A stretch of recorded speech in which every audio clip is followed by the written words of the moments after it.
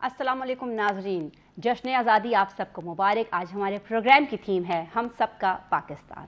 ये वतन तुम्हारा है, तुम हो पासबां इसके, ये चमन तुम्हारा है, तुम हो नगमा खां इसके।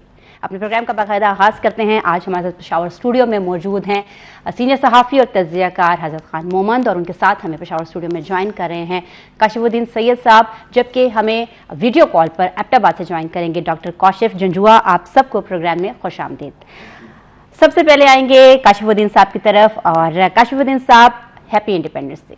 आपको भी मुबारक, बल्कि पूरी कौम को जश्न आज़ादी और यौम आज़ादी मुबारक। बहुत शुक्रिया काशिफ साहब। इंतहाई जिसे कहते हैं ना कुर्बानियों और एक लाजवाल मोहब्बत हमारे जहन में आती है हम जब भी पाकिस्तान की आज़ादी की बात करते हैं। जब हम इस जश्न को सेलिब्रेट करते हैं तो इसके साथ बहुत सारे जज्बात और एहसासात लिंक कर रहे होते हैं जो कि हमें तारीख़ की किताबों से मिले हैं। आप कैसे देखते हैं इस जज्बे को? आज एक आम पाकिस्तानी जो है, आपको कितना ज़्यादा इंथुजियास्टिक नज़र आता है, कितना पैशनेट नज़र आता है जब वो अपनी आज़ादी की बात करता है? तो बहुत शुक्रिया, आपने जज्बात और एहसासात की बात की, बल्कि मैं कुर्बानियों की बात करूँगा। और जब भी ये दिन करीब आ जाता है तो हमारा वास्ता रहता है, हमारी कोशिश रहती है कि हम उन शख्सियात के साथ रब्ता करें, उनसे बात करें। और गुज़श्ता 2 दिन से हमारी बात हो रही है, ज़ाहिर है हमने भी कवर करना है, हमने भी बात करनी है।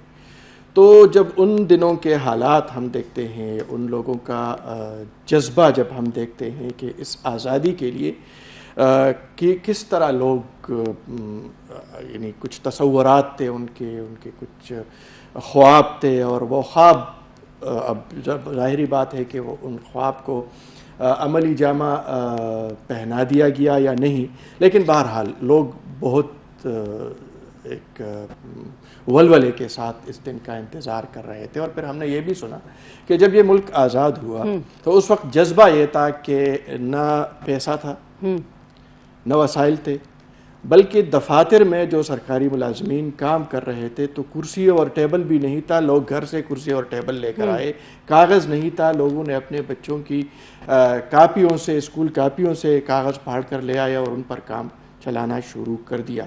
ये एक जज्बा था। लेकिन आज हम एक न्यूक्लियर ताकत है, इसके बावजूद हमारे मसाइल में हम कमी नहीं आई। 74 साल हो गए और हमारे मसाइल ज्यों के त्यों हैं। हमारे जो ख्वाब थे वो ख्वाब पूरे नहीं हुए। मसला कहाँ है? और आज आगे इस पर बात भी करेंगे, लेकिन वही जज्बा चाहिए जो उस वक्त था, जो लुटे पिटे लोग आए थे, अपना घर, अपनी जायदाद, बिल्कुल अपना माल सब कुछ छोड़कर इधर आ गए। यहाँ कुछ भी नहीं था और उन लोगों ने उसी जज्बे से इस मुल्क को चलाया जब कुछ भी नहीं था। आज बहुत कुछ है, लेकिन फिर भी हम मसाइल से दो चार हैं। बिल्कुल ठीक कहा आपने। लेकिन उसके बावजूद भी हम पाकिस्तानी, और हम पाकिस्तानी होने का सबूत देते रहते हैं। हज़रत साहब, आप बताइएगा, एक अच्छे पाकिस्तानी की आपको लगता है कि जब पाकिस्तान पे बात आती है, चाहे हम कितने ही इख्तिलाफात का शिकार हो जाएं, लेकिन जब बात हमारे मुल्क पे आती है तो आपको लगता है कि आज भी हम एक हैं इस परचम के साए तले? मुझे इंतहाई अफसोस से ये कहना पड़ रहा है कि मैं सोशल मीडिया पे देख रहा हूँ कई दिनों से एक खसूसी मुहिम चलाई गई है 14 अगस्त के हवाले से, मनफी प्रोपेगेंडा किया गया, मनफी मुहिम चलाई गई। मुझे इस पर बहुत ज़्यादा दुख हुआ है। और दूसरी तरफ अगर देख रहा हूँ तो ऐसे लोग भी हैं जो पाकिस्तान के साथ वलवलांगेज़, उनके साथ मोहब्बत है। मैं देख रहा था, मैं रिपोर्ट बना रहा था, तो जब किसखानी बाज़ार पहुंचा तो दुकानें पाकिस्तानी परचमों से, जो पाकिस्तान के झंडे से बनी हुई चीज़ों से दुकानें भर गई थी। मैंने एक दुकानदार से पूछा कि इस बार आप लोगों ने बहुत ज़्यादा ख़रीदारी की। उसने कहा कि महंगाई होने के बावजूद लोग ख़रीद रहे हैं, परचम खरीद रहे हैं जो पाकिस्तान जो। यानी आप यही कहना चाह रहे हैं कि जो प्रोपेगेंडा किया गया था हमारी कौम ने उसको मुस्तरद कर दिया है? टोटली मुस्तरद कर दिया। और मैं दूसरे सालों की निस्बत मैं ये बताना चाहता हूँ कि इस साल इन्हें पेशावर में मैं जब देख रहा हूँ तो लोगों में जज्बा है जी। अब भी हमारे एक रिपोर्टर आ रहे थे तो कह रहे कि पेशावर में, शहर में थल धरने की जगह नहीं है, लोग आ रहे हैं, शहर से बाहर के लोग आ रहे हैं। और रात को आप देखें, रात में तो बहुत ज़्यादा हुजूम रहता है, लेकिन افسوس کے ساتھ کہنا پڑتا ہے کہ سوشل میڈیا پر ایک منفی پروپیگنڈا کیا گیا ہے کہ ہم 14 اگست نہیں منائیں گے، لیکن پاکستانیوں نے، پاکستان پشاور کے شہریوں نے یہ ثابت کر دیا کہ وہ پروپیگنڈا انہوں نے مسترد کر دیا اور پاکستان کے ساتھ بھرپور محبت کا اظہار کیا. یہ میرا خوش قسمتی ہے. پاکستان کے اندر ایسے لوگ ہیں جو نفرت پھیلا رہے ہیں، لیکن پاکستان میں ایسے لوگوں کی بہت بڑی اکثریت ہے کہ وہ محبتیں پھیلا رہے ہیں. بالکل، شرانگیزی پھیلانے والوں کو مسترد کر دیا ہے ہماری عوام نے. اور آپ نے پشاور کی صورتحال بتائی، قصہ خوانی بازار جو پشاور کا تاریخی بازار ہے، اور ناظرین وہ تمام لوگ جو پشاور کا رخ کر چکے ہیں کبھی نہ کبھی، تو انہیں پتہ ہے کہ اس بازار میں جو جشن آزادی کی تیاریاں ہیں وہ انتہائی بھرپور طریقے سے منائی جاتی ہیں. تو پشاور میں ہم دیکھ رہے ہیں کہ ہر بچے کے ہاتھ میں آج بھی پرچم ہے. ابھی جب میں آ رہی تھی اسٹوڈیو تک تو راستے میں مجھے درجنوں گاڑیاں نظر آئیں ایسی کہ جن پر پاکستان کے جو ہے وہ بہت فل سائز پرچم انہوں نے لہرا رکھے تھے، موٹر بائکس پر، بچوں کے ہاتھوں میں. یہ تو پشاور کی صورتحال ہے، لیکن ایبٹ آباد کی کیا صورتحال ہے یہ جاننے کے لیے ہم رخ کر رہے ہیں. ویڈیو کال پر ہمارے ساتھ موجود ہیں ڈاکٹر کاشف جنجوعہ صاحب. السلام علیکم ڈاکٹر صاحب. وعلیکم السلام. یوم آزادی مبارک. آپ کو بھی مبارک. بہت شکریہ. ایبٹ ٹی وی کی پوری بتائیے گا ایبٹ آباد میں کتنی گہما گہمی ہے جشن آزادی کے حوالے سے؟ دیکھیں، ایبٹ آباد اتنا آپ جانتے ہیں کہ پورے پاکستان کا دل ہے. بنیادی طور پہ یہاں کاکول اکیڈمی ہے، یہاں ایکٹیویٹیز ہو رہی ہوتی ہیں. کل رات بھی ایکٹیویٹیز ہو رہی تھیں، اور جو میرے کوئی جاننے والے تھے وہ بھی رات 3 بجے واپسی انہوں نے کی. اسی طرح سے پورے شہر میں سجایا گیا ہے حسب روایت، حسب معمول. اور آپ کو پتہ ہے کہ ہزارے وال چونکہ پاکستان کی کلیم کرتے ہیں، بانیان ہیں، انہوں نے استصواب رائے کیا جب 47 میں ہوا کہ آپ انڈیا کے ساتھ جائیں گے یا پاکستان کے ساتھ. تو پاکستان میں پورے صوبے کو لانے والوں کا اعزاز ہزارے والوں کے سر آتا ہے کہ جنہوں نے 100% ووٹ دیے اور جن کی بدولت ہم پاکستان کا حصہ ہیں. تو آپ سوچ سکتے ہیں کہ پاکستان مسلم لیگ کا بھی گڑھ ہزارہ اسی وجہ سے رہا ابتدا سے. بعد میں تو اب نئی مسلم لیگیں بھی بے شک آ گئیں، لیکن بنیادی طور پہ پاکستان اور ہزارہ دو الگ چیزیں نہیں ہیں، بلکہ دونوں ایک ہی ہیں. دو یوں کہیے کہ ایک کالب ہیں، یہ یکجان ہیں یہ لوگ، اور اس میں کوئی شک نہیں ہے. اس لیے پاکستان میں دنیا میں کوئی بھی لہر چل رہی ہو، ہزارے وال کبھی بھی اپنے آپ کو الگ نہیں کرتا پاکستان سے، چاہے جتنا بھی خفا ہو. کچھ لوگ خفا ہوں گے. ڈاکٹر صاحب یہ بھی بتائیے گا کہ حضرت صاحب نے ابھی ذکر کیا سوشل میڈیا پہ ایک پروپیگنڈا ہم نے دیکھا کہ اس مرتبہ جشن آزادی کا بائیکاٹ ہوگا اور سب، تو آپ کو لگتا ہے کہ ہماری بالخصوص نوجوانوں نے منہ توڑ جواب دیا ہے اس پوری کیمپین کا؟ دیکھیں، سب سے پہلے بات یہ کہ جس کو ہم کہہ رہے ہیں شر پسند یا ایسے لوگوں کو منہ توڑ جواب، یہ بھی لوگ ہمارے اپنے. ایک وطن ہوتا ہے، ایک ریاست ہوتی ہے جہاں کھلی فضا ہے، ڈیبیٹ ہوتی ہے، اور اگر کوئی شخص نہیں منانا چاہ رہا تو اس کی کوئی ریزن ہوگی، وہ خفا ہوگا. جب ہم ناراض بلوچ کہہ سکتے ہیں، ناراض کچھ اور کہہ سکتے ہیں، تو یقیناً وہ لوگ خفا ہیں کہ 4 سال بعد ان کی حکومت اس طرح سے گھر بھیج دی گئی، ان کا لیڈر جیل میں ہے، تو لازماً ان کا حق ہے کہ اگر وہ خفا ہیں. لیکن ہم ان کو علیحدگی پسند نہیں کر سکتے، ہم ان کو ناراض کہہ سکتے ہیں. ڈیبیٹ ہو جائے گی ڈاکٹر صاحب کہ اگر ہم یہ کہیں کہ ان کی مرضی ہے، تو کیا ہم پھر یہ بھی کہہ سکتے ہیں کہ وہ اپنے لیڈر پر اپنے ملک کو فوقیت دے رہے ہیں؟ ملک ہوگا تو سیاست بھی ہوگی نا. دیکھیں، جیسے جمہوری سسٹم ہے، جس طرح سے پی ٹی آئی کی گورنمنٹ گرائی گئی، وہ میں پہلے بھی کہہ چکا تھا وہ قابل مذمت تھا. اگر وہ ناکام ہو چکے تھے تو ان کو آپ نے 5 سال کرنے دینے تھے. نہیں کرنے دیے اگر آپ نے، تو اس کے بعد اگر آپ یہ توقع کرتے ہیں کہ وہ لوگ جھنڈے منا رہے ہوں گے، وہ نہیں منا رہے. لیکن ہم ان کو یہ نہیں کہہ سکتے کہ وہ کوئی علیحدگی پسند ہے یا وہ شر پسند ہے. وہ بالکل شر پسند نہیں ہے. وہ ہمارے بھائی ہیں، ہمارے بیٹے ہیں، ہماری بہنیں ہیں وہ، اور ہماری بیٹیاں ہیں. وہ اگر ہم سے خفا ہیں تو وہ ان کا حق ہے. اس دفعہ نہیں صحیح، اگلی دفعہ وہ ہم سے زیادہ انہوں نے 4 سال جھنڈے منائے ہیں، اور انشاءاللہ وہ پھر ہمارے ساتھ ہوں گے سب لوگ، اور ہم ساتھ رہیں گے کیونکہ ہم سب پاکستان ہیں. بالکل ٹھیک ہے، بڑے آپٹیمسٹک ہیں ڈاکٹر صاحب اس معاملے میں. کاشف صاحب، آپ کو کیا لگتا ہے، کیا واقعی اس طرح کی جو کیمپینز چلائی جاتی ہیں، آپ کو لگتا ہے وہ ملکی مفاد کو کہیں نہ کہیں نقصان پہنچا سکتے ہیں؟ انٹرنیشنلی ہمارا جو ایک چہرہ ہے وہ دنیا کو کوئی ایک نیگیٹو تاثر جا سکتا ہے، لیکن اگر ہم یہ کہیں کہ ہم دوسری طرف ان چیزوں کو کاؤنٹر کرنے کا بھی طریقہ رکھتے ہیں، ہمیں آتی ہے سمجھ کے کیسے کرنا ہے، تو اس کے حوالے سے آپ کی کیا تاثرات؟ دیکھیے، یہ بڑی اہم بات ہے جس پر بات ہو گئی کہ اگر دیکھیں حکومت اور حکومت سے اختلاف کیا جا سکتا ہے، ہو سکتا ہے کیا بھی جانا چاہیے, جی. تنقید نہیں ہوگی, پالیسی سے بھی ہو سکتا ہے. پالیسی سے ہو سکتی ہے. میں بات مکمل کر لوں کہ میری جتنی جگہوں پہ بات ہوئی, برمنگم میں بات کروں, شیفیلڈ میں میرے دوست ہیں, بی بی سی کے بڑے اچھے ہمارے دوست تھے, کسی زمانے میں ان کا پروگرام بڑا اچھا چلتا تھا, محمود احمد. ابھی کل میری بات ہو رہی تھی تو انہوں نے بھی مجھے ایک ویڈیو بھیجی, وہاں پی ایم سی ہے, پاکستان مسلم سینٹر, جہاں پہ یہ پاکستان کے جھنڈے بھی نکلیں گے, تقریبات بھی ہوں گی.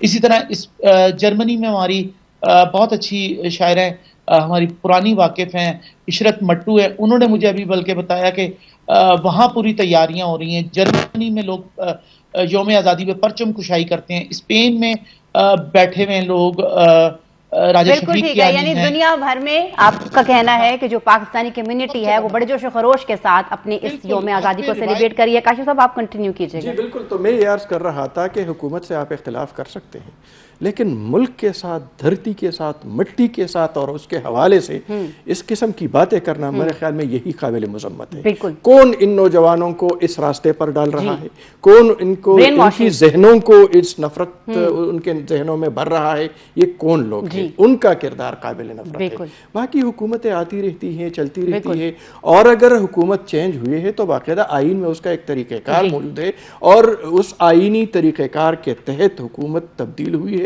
بے شک دکھ ہونا چاہیے, اگر کسی کو, اس کو دکھ ضرور ہوگا, یہ ان کا حق ہے.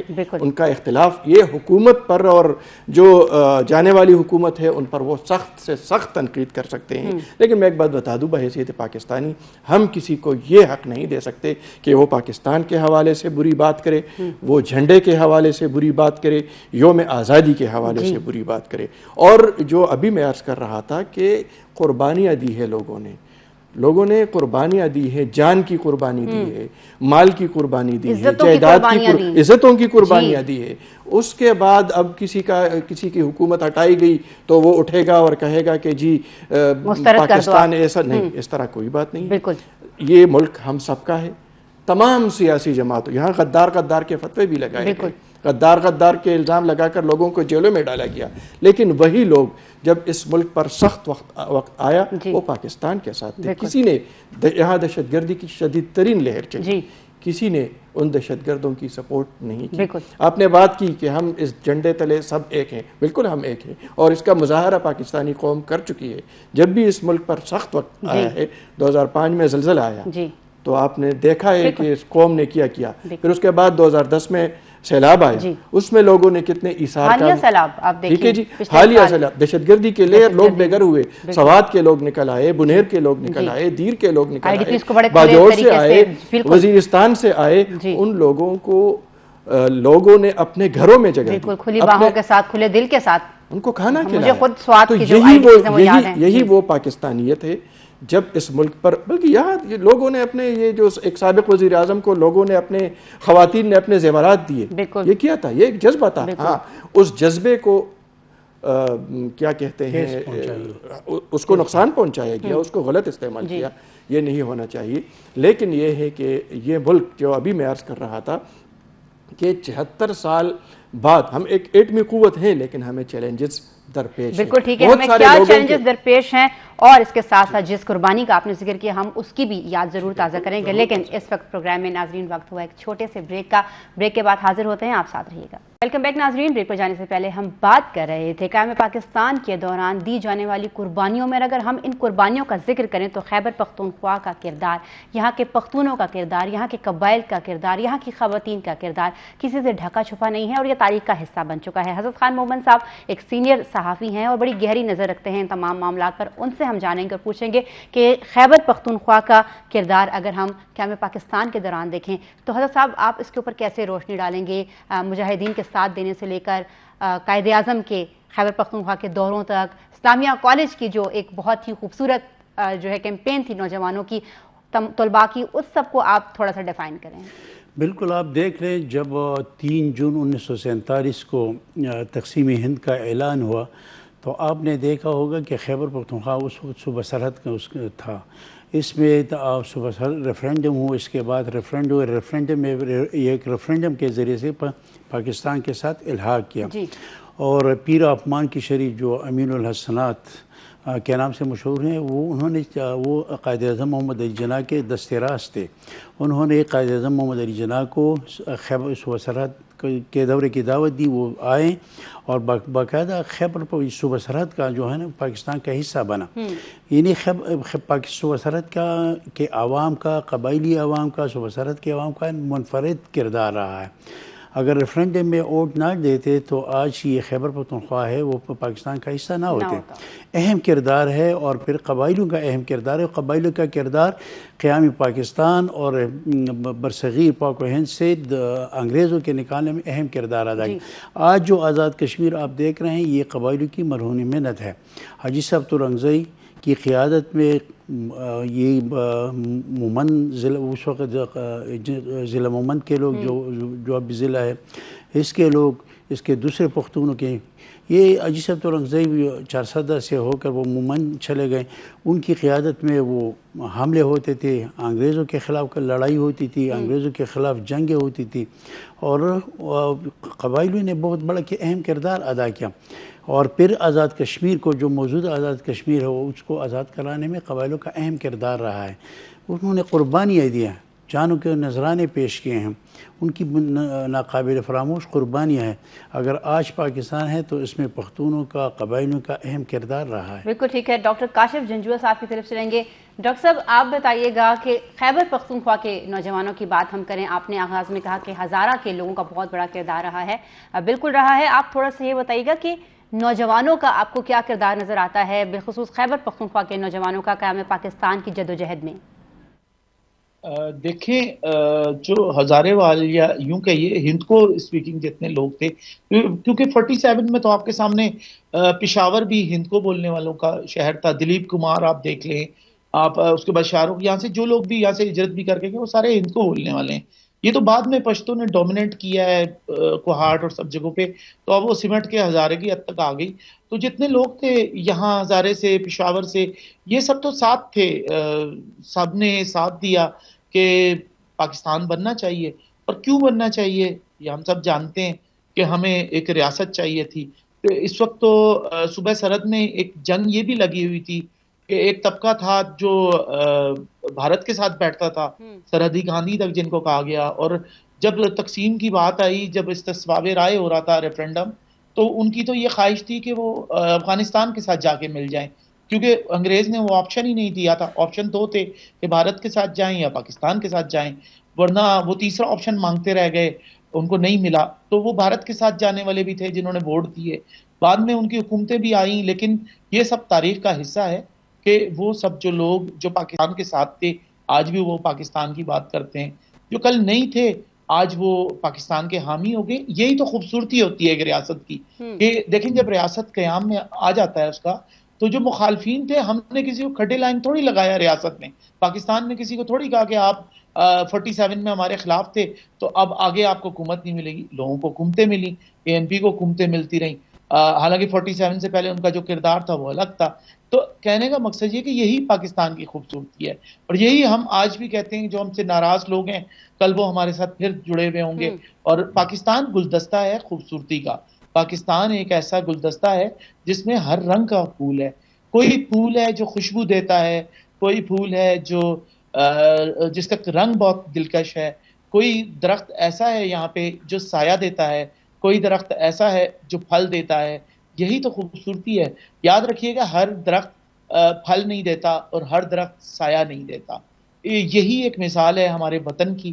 اور یقیناً پاکستان ہے، ہم ہیں. اور میں نے جیسے عرض کی کہ پاکستان سے باہر بھی منا رہے ہیں جوش و خروش سے. اس چیز کا کوئی فرق نہیں پڑا کہ جن کو ہم ناراض کہہ رہے ہیں، ہمارے جو ناراض بھائی ہیں PTI کے، وہ ہم سے خفا بھی اگر ہیں تو، لیکن پورے ملک میں پوری سب جگہ منایا جا رہا ہے. اور ایبٹ آباد اور پورے ہزارے میں آپ کو میں بتاؤں، تحصیل ہری پور میں تو یہ ہے کہ وہاں دیکھیں جشن کی یہ عالم ہے کہ وہاں خواتین کا مینا بازار لگایا جا رہا ہے. دیکھیں کتنا خوبصورت لگتا ہے کہ مینا بازار، عورتیں گھروں سے آ گئیں، وہ ہیں میراتھن ریس ہو رہی ہیں بچوں کی. پھر اس کے بعد آپ دیکھیں خوبصورتی ہے اس دیش کی، اس وطن کی. یہ خوشبو ہے اور خوشبو کو پھیلنے سے آپ نہیں روک سکتے. پاکستان ایک ایسی خوشبو ہے. آج دیکھیں پوری دنیا میں پاکستانی ہیں اور یہ ایک نیگیٹو پروپیگنڈا ہے اور ایک عجیب و غریب سی چیز پھیلائی جا رہی ہے پچھلے دنوں سے کہ جی 47 میں لوگوں نے اتنی ہجرت نہیں کی، اگر آج آپ سرحدیں کھول دیں تو پتہ نہیں کتنے لوگ جائیں. ایسا نہیں ہے. بات یہ ہے کہ لوگ یہ نقل مکانی کرتے ہیں، اور یہ ڈیموگرافی اگر کسی نے پڑھی ہے، جغرافیہ اگر کسی کا سبجیکٹ رہا ہے، میرا رہا ہے، میں ایک چیز جانتا ہوں کہ دنیا میں لوگ نقل مکانی کرتے ہیں. یورپ کی آبادی اب بڑھ نہیں رہی اس طریقے سے. آپ دیکھیں جاپان کا یہ حال ہے کہ اکثریت بزرگ افراد کی ہے. اور ہندوستان، پاکستان، یہ ساؤتھ ایشیا کے ممالک، یہاں انسانی آبادی بڑھ رہی ہے تیزی سے. اس لیے یہاں کے لوگ تیزی سے باہر کینیڈا ہو، امریکہ ہو، یورپ ہو، ہر جگہ وہ ٹریول کر رہے ہیں، وہاں پہ نقل مکانی کر رہے ہیں. اور یہ فطری چیز ہے، یہ قدرتی چیز ہے. ہاں ایک صورت ہے کہ ہم آبادی کو کنٹرول کریں. پاکستان نہیں کر سکا، ایران نے کنٹرول کیا. ایران میں 2 بچے ہوتے ہیں، ہمارے یہاں 4 بچوں کا ایوریج ہے. بلکہ اگر آپ خیبر میں آئیں اور ہزارے کو چھوڑ دیں تو باقی تو آپ کو یاد ہو وہ ارشد چائے والا آیا تھا تو اس کے تو 14 بچے تھے، 14 بہن بھائی تھے. تو اب آپ دیکھیں گے 14 بچے ہوں گے، 15 بچے ہوں گے. اس کے بعد وہ کہاں جائیں گے؟ 2 خودکش بمبار بن جائیں گے، 4 چائے بیچیں گے، 3 ملک سے باہر چلے جائیں گے. بالکل ٹھیک تو ہے. یعنی آپ کا موقف اس وقت یہ ہے کہ ایک جو اور منفی پروپیگنڈا ہمارے سامنے آ رہا ہے کہ پاکستان سے یوتھ ملک کو چھوڑ کر جا رہی ہے، یہ بھی ایک بالکل منفی تاثر دیا جا رہا ہے. کاشف صاحب آپ کی طرف آئیں گے اسی پوائنٹ کو لے کر. کاشف صاحب نے اشارہ کیا کہ جوڑا جا رہا ہے اس چیز کو، ایک لوگوں کی برین اسٹارمنگ کی جا رہی ہے، لوگوں کو بتایا جا رہا ہے کہ پاکستان اب رہنے کے قابل نہیں رہا. اس حوالے سے تھوڑی سی آپ اپنی جو ہے وہ رائے دیجیے گا کہ آپ کا کیا پوائنٹ آف ویو ہے، کیا یہ واقعی یہی وجہ ہے یا کچھ اور؟ دیکھیں میں آپ کو ایک بات بتا دوں، جب سے یہ ملک بنا ہے تو یہ سازشیں ہو رہی ہیں اور یہ ہوتی رہیں گی، ٹھیک ہے.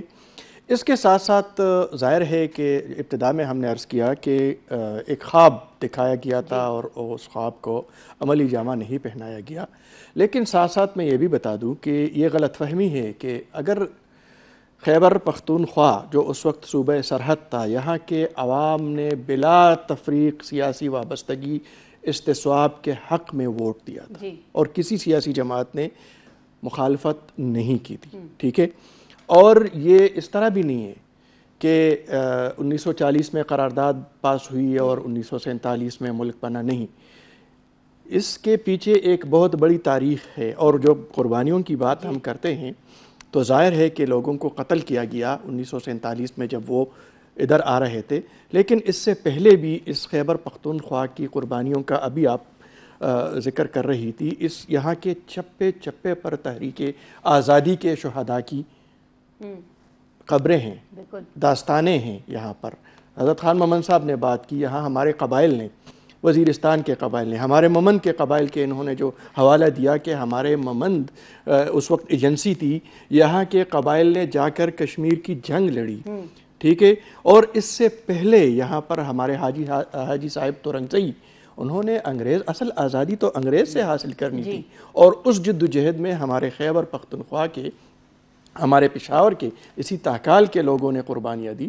ہم پھر آگے چارسدہ آپ جائے، پھر ممند جائے، پھر باجوڑ جائے، پھر بنیر جائے، پھر آگے جائیں آپ سید احمد شہید بریلوی اور شاہ اسماعیل شہید کے ساتھ کیا گیا، ان کے پیٹ میں جو چھرا گھونپا گیا، یہ سب سازشیں تھی اور یہ اس وقت سے بھی تھی.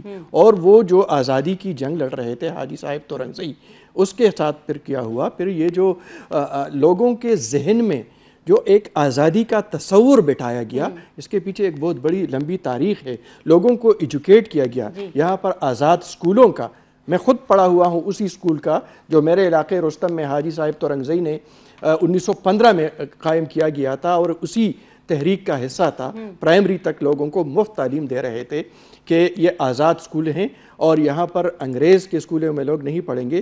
وہاں اساتذہ رضاکارانہ طور پر آج بھی یہ سکول قائم ہے، فیض الاسلام کے نام سے یہ سکول قائم ہے. اسی طرح خیبر پختونخوا کے مختلف علاقوں میں خان عبدالغفار خان باچا خان نے سکول بنائے، لوگوں کو مفت تعلیم دی، لوگوں کو وسائل دیے، لوگوں کو ذہن میں یہ آزادی کا ایک تصور ڈالا انہوں نے. اور یہی وجہ ہے کہ پھر جب بھی موقع آیا تو لوگوں نے آواز دی، لبیک کہا، پاکستان کی آزادی کے حوالے سے. اور یہی جذبہ میرے خیال میں آج جن چیلنجز کا ہمیں سامنا ہے، معاشی بحران ہے، اقتصادی بحران ہے، اسی سے اگر ہم نکل سکتے ہیں تو اسی جذبے کو لے کر ہم نکلیں گے. بالکل ٹھیک کہا آپ نے. حضرت خان صاحب آپ کی طرف آئیں گے. کاشف صاحب کی بات کو تھوڑا سا مزید آپ بڑھائیے گا کہ کس طریقے سے جو خیبر پختونخوا میں ہم قبائلی نوجوانوں کے ضرور ذکر کریں گے، کیونکہ آج پھر وہ وقت ہے کہ ہمیں ضرورت ہے کہ ہمارے جو قبائلی نوجوان ہیں اسی جوش و جذبے کے ساتھ سامنے آئیں جو کہ قیام پاکستان کے وقت تھا.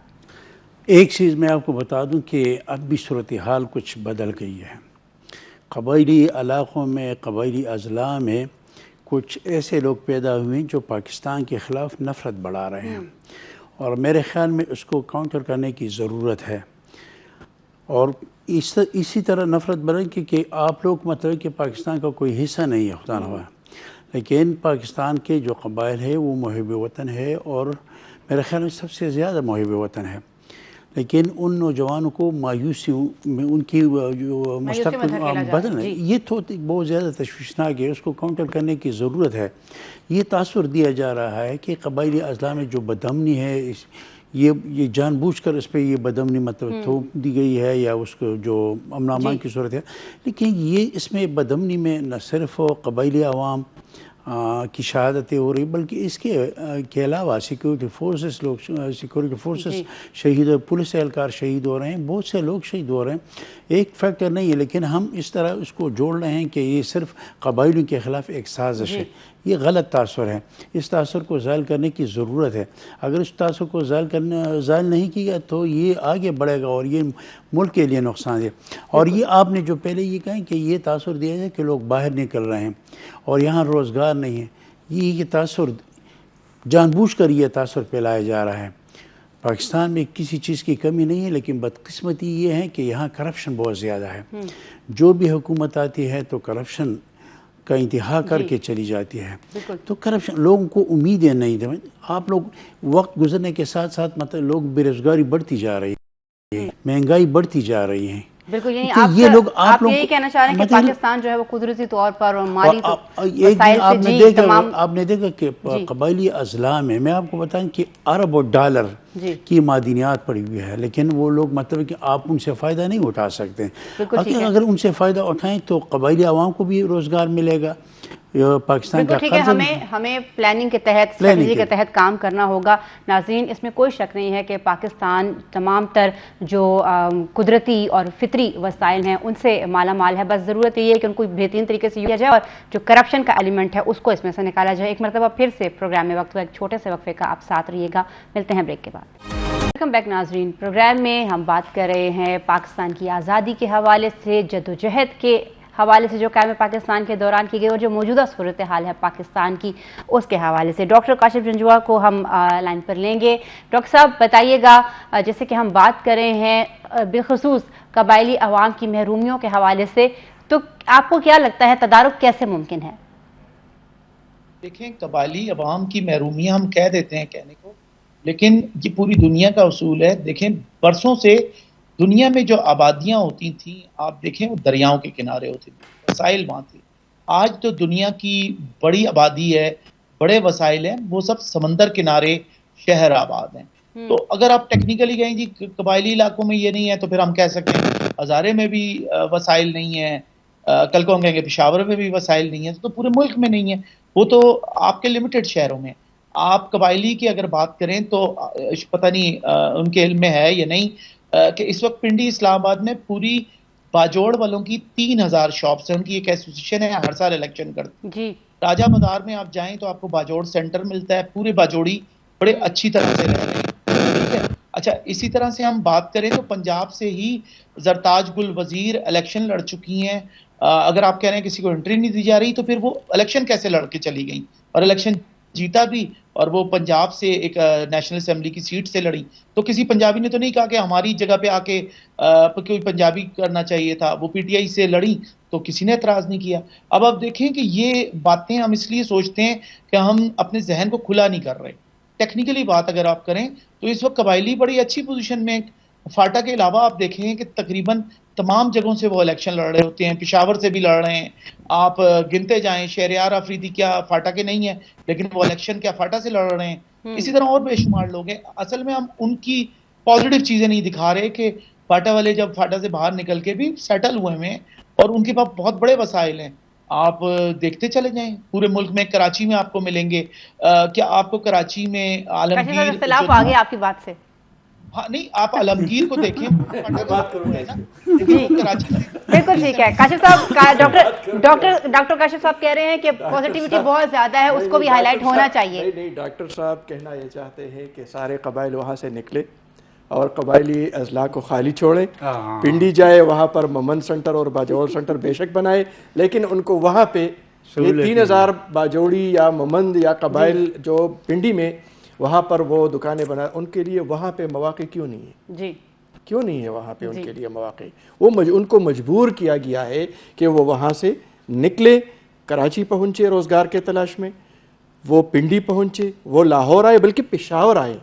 پشاور میں یہاں پر یہ دیکھیں, یہ قبائلی بیٹھا ہوا ہے, ممند سے آیا ہوا ہے. تو اگر ممند میں ان کے سب سے پہلے آج کا قبائلی کیا سوچ رہا ہے؟ آج کا قبائلی سب سے پہلے اپنے بچے کی تعلیم کے حوالے سے سوچ رہا ہے. کیا وہاں پر جو ابھی میں نے عرض کیا کہ پورے فاٹا میں ایک یونیورسٹی, اور وہ بھی پشاور کے مضافات میں, ٹھیک ہے, تو اگر وہاں پہ یونیورسٹی نہیں ہے, یونیورسٹی کیا وہاں پر ڈھنگ کی جو ہے پرائمری اسکول نہیں ہے, ہائی اسکول نہیں ہے, لڑکیوں کے لیے وہاں پر کتنے اسکول ہیں, کاغذوں میں بے شک بنے ہیں, ٹھیک ہے. اچھا, وہاں پہ ہاسپٹلز نہیں ہے. آپ آئے ادھر پشاور کے جو سرکاری ہسپتال ہے, 3 ٹیچنگ ہسپتال آپ لے لیں, اور ساتھ میں ہمارے جو پرائیویٹ ہسپتال ہیں یہاں پر بڑے بڑے, وہ دیکھیں وہاں جتنے بھی رپورٹڈ 100 اسکول ہیں دہشت گردی کی جنگ کے دوران تباہ ہونے والے, وہ ابھی تک بحال نہیں ہوئے. یہی میں عرض کر رہا تھا. آپ دیکھیں ڈاکٹر صاحب, یہ بھی دیکھ لیں, انہوں نے پنڈی کا ذکر کیا, ایبٹ آباد کا ذکر نہیں کیا. ایبٹ آباد کے مضافات میں بھی بہت سارے قبائل جو ہیں وہ رہائش پذیر ہیں. کیوں؟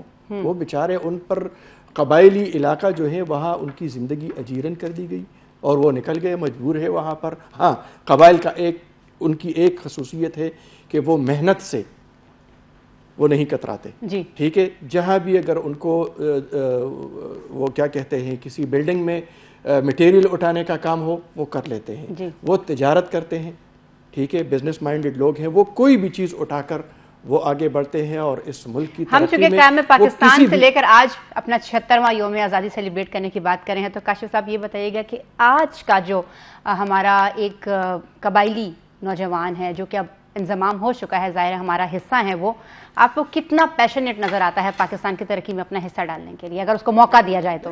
یہی تو موقع دیا جائے, وہ تو ترقی کی میں حصہ ڈال رہا ہے. دیکھیں فاٹا سے وہ نکل رہا ہے, پنڈی, کراچی, لاہور, پشاور پہنچ رہا ہے, وہاں پر وہ دکان کر رہا ہے, وہاں وہ تو حصہ ڈالنا چاہتا. وہ پڑھنے کے لیے پشاور آ رہا ہے, ٹھیک ہے, وہ تو حصہ ڈالنا چاہتا ہے, وہ ڈاکٹر بن رہا ہے. بہت سارے ڈاکٹر یہاں پر آپ دیکھیں گے, افریدی ہوں گے, ممند ہوں گے, داوڑ ہوں گے, محسود ہوں گے, بہت سارے ہوں گے, اور اس ملک کے باجوڑی ہوں گے, ان کے مختلف قبائل ہیں, وہ تو حصہ ڈالنے چاہتے ہیں, لیکن ان موقع دے بس. اور سب سے بڑی بات میں ایک بات, جو وعدے ان کے ساتھ کیے گئے تھے بس وہ پورے کیے جائیں, زیادہ کچھ نہیں دیا جائے. بالکل ٹھیک ہے. حضرت خان صاحب آپ کی طرف آئیں گے ایک مرتبہ پھر سے, بتائیے گا آپ کیا دیکھ رہے ہیں ہمارے آج کے نوجوان کو؟ ہم نے موقع کی بھی بات کر دی, ہم نے تمام تر ایسپیکٹس کو دیکھ لیا, لیکن اگر ہم ماضی میں جائیں ایک مرتبہ پھر سے, تو طلباء کا کردار بہت زیادہ اہم تھا. قیام پاکستان کے دوران ہم نے دیکھا اسلامیہ کالج کے طلباء بالخصوص قائد اعظم کے شانہ بشانہ تھے, اور قائد اعظم کو اتنی محبت ہوئی کہ وصیت میں حصہ دے گئے اپنی جائیداد میں وہ اسلامیہ کالج کو. آج آپ کیسی بانڈنگ دیکھتے ہیں ہمارے اسٹوڈنٹس کی قیام پاکستان سے لے کر اب اگر ہم بات کریں ایک مرتبہ پھر سے ضرورت ہمیں اسی جذبے کی, تو طلباء کا کردار کتنا اہم ہے؟ میرے خیال میں اب طلباء کے کردار کی انتہائی اہم ضرورت بہت زیادہ بڑھ گئی ہے. وہ اس لیے بڑھ گئی ہے کہ ہمارے نوجوانوں کے ہاتھوں میں یہ اسمارٹ موبائل ہے. اگر وہ اس کا صحیح استعمال کرے تو میرے خیال میں پاکستان آگے بڑھ سکتا ہے. بدقسمتی سے اس اسمارٹ موبائل فون کو پاکستان کے خلاف یہ نفرت میں بدل دیا گیا ہے. اب میں آپ کو علماء اہم کردار ادا کر سکتے ہیں. بدقسمت یہ ہے کہ میں 1-2 دن پہلے ایک ویڈیو دیکھ رہا تھا کہ ریگی کے ایک مسجد میں 2 امام ایک ساتھ امامت کرتے ہیں, اور ایک مسجد میں مطلب آپ ایک بجماعت نماز نہیں ہوتی, 2 بیک وقت 2. تو ایسے ملک میں آگے یہ ملک آگے کیسے بڑھ سکے گا؟ علماء کو کہ اپنا کردار ادا کرنا چاہیے، نوجوانوں کو اپنا کردار، چونکہ اس وقت نوجوانوں کے کردار کی انتہائی ضرورت ہے۔ پاکستان ایک نازک دور سے گزر رہا ہے، پاکستان کی اقتصادی صورتحال انتہائی ابتر ہو چکے ہیں، ایسی صورتیں انہیں روزگار کے مواقع ختم ہوتے جا رہے ہیں۔ ایسے حالات میں آپ نوجوانوں کو مطلب کہ امید کی مطلب آپ بالکل کچھ ٹھیک کوئی ہے، امید دے دیں۔ نوجوان اس ملک کے لیے امید کی کرن بن سکتے ہیں۔ ایک مرتبہ پھر سے ڈاکٹر کاشف جھنجھوڑ صاحب کی طرف چلیں گے۔ کاشف صاحب بالکل مختصراً بتائیے گا، ہمارے پاس وقت پروگرام میں بہت کم ہے۔ ہم نے بات کی ہے نوجوانوں کے حصے کے حوالے سے، انفرادی ہم ذمہ داری کی بات کر رہے ہیں، علماء کرام کے حصے کی بات کی ہے ہم نے۔ خواتین کے کردار پر مختصر روشنی ڈالیے گا کہ قیام پاکستان سے لے کے اب تک آپ کو کیا نظر آتا ہے کہ خواتین کا کردار کسی بھی ملک کی ترقی میں کتنا اہم ہو سکتا ہے؟ دیکھیں، خواتین اپنا کردار ادا کر رہی ہیں، اتنا کر رہی ہیں کہ دیکھیں آپ ایک خاتون ہیں، آپ ایک ٹی وی اسکرین پہ بیٹھی ہوئی ہیں، تو اس کا مطلب ہے کہ پاکستان میں آپ پہ کوئی پابندی نہیں ہے، اور آپ پشاور میں بیٹھ کے پروگرام کر رہی ہیں۔ آپ اندازہ لگائیں کہ اس کا مطلب ہے پشاور میں بھی کوئی سختی نہیں ہے، کوئی ایشو نہیں ہے۔ اچھا، ایبٹ آباد میں آئیں تو ایبٹ آباد میں بھی کوئی نہیں ہے۔ بے شمار اداروں میں اس وقت خواتین موجود ہیں، ٹورزم، دیگر ویلفیئر ڈپارٹمنٹ کی ڈائریکٹر ہیں اس وقت خاتون، اور بے شمار۔ پنڈی میں آپ چلے جائیں تو اس خواتین آپ کو سڑکوں پہ اسکوٹیاں چلاتی ہوئی نظر آئیں گی، اس کا مطلب ہے کوئی ایشو نہیں ہے۔ تو خواتین کو بہت کچھ مل چکا ہے، اور ابھی بہت کچھ ملنا باقی ہے، اور ہمیں ابھی کام انہوں نے اس کرنا ملک کو چاہیے۔ بہت کچھ دینا بھی ہے۔ بہت شکریہ ڈاکٹر کاشف صاحب، ہمارے پروگرام میں آج ہمیں جوائن کر رہے تھے پشاور اسٹوڈیو سے حضرت خان مومن صاحب، اور ان کا ساتھ دے رہے تھے جناب کاشف الدین سید صاحب۔ آپ سب کا پروگرام میں شمولیت کے لیے بہت شکریہ۔ ہمارا پروگرام آج اسپیشل تھیم پر تھا، ہم سب کا پاکستان، اور آخر میں اس دعا کے ساتھ ہم اپنے پروگرام کا اختتام کریں گے کہ خدا کرے کہ میری عرض پاک پر اترے وہ فصل گل جسے اندیشہ زوال نہ ہو، یہاں جو پھول کھلے وہ کھلا رہے ہمیشہ، یہاں خزاں کو گزرنے کی بھی مجال نہ ہو۔ ناظرین، اگلے پروگرام تک کے لیے اجازت دیجیے گا۔ اللہ حافظ۔